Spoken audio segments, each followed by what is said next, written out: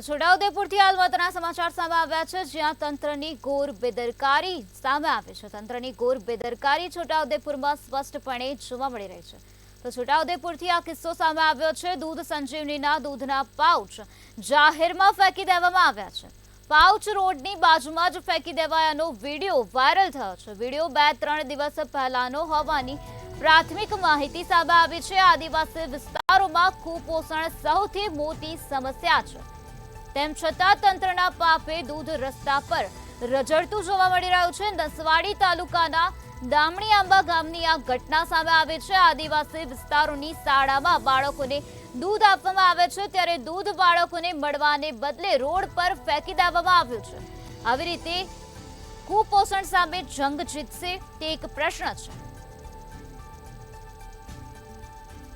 તો છોટાઉદેપુરમાં આ પ્રકારે તંત્રની ઘોર બેદરકારી સામે આવી છે, જ્યાં દૂધ સંજીવનીના દૂધના પાઉચ જાહેરમાં ફેંકી દેવામાં આવ્યા છે. આ જ મુદ્દે વધુ માહિતી આપવા માટે આપણી સાથે સંવાદદાતા રિયાઝ જોડાઈ ગયા છે. જી રિયાઝ, છોટાઉદેપુરમાં દૂધ સંજીવનીના દૂધના પાઉચ જાહેરમાં ફેંકી દેવામાં આવ્યા છે, શું છે વધુ વિગત? જી બિલકુલ થી વાત કરવામાં આવે તો છોટાઉદેપુર જિલ્લાના નસવાડીના દામણા ગામે જે પ્રાથમિક શાળા છે એના થોડાક જ નજીકમાં જે સંજીવની દૂધ યોજનાના જે દૂધના પાઉચો છે બિનવારસી ફેંકાયેલી હાલતમાં જોવા મળી આવ્યા હતા.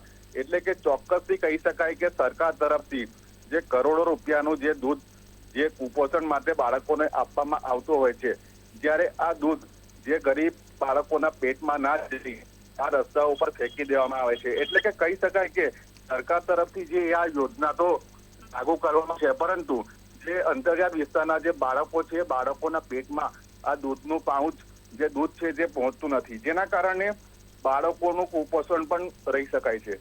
એટલે ચોક્કસથી આ જે દૂધ ફેંકી દેવામાં આવ્યું છે, જેના કારણે અનેક ચર્ચાઓ થઈ રહી છે.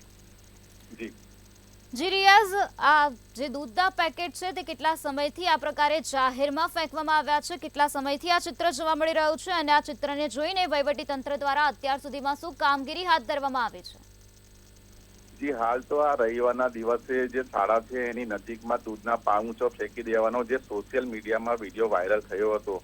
આવા અનેક વિડીયો નસવાડી તાલુકામાં અને છોટાઉદેપુર જિલ્લામાં અનેકવાર વાયરલ થતા હોય છે, પરંતુ જે વહીવટી તંત્ર દ્વારા આના ઉપર કોઈ પણ જાતની કાર્યવાહી અત્યાર સુધી કરવામાં આવી નથી. અને જે ટ્રાન્સપોર્ટેશન દ્વારા જે વાહનોમાં આ દૂધ પહોંચાડવામાં આવતું હોય છે, તે વાહનના ચાલકો પણ અવારનવાર આ દૂધોને રસ્તા ઉપર ફેંકી દેતા હોય છે.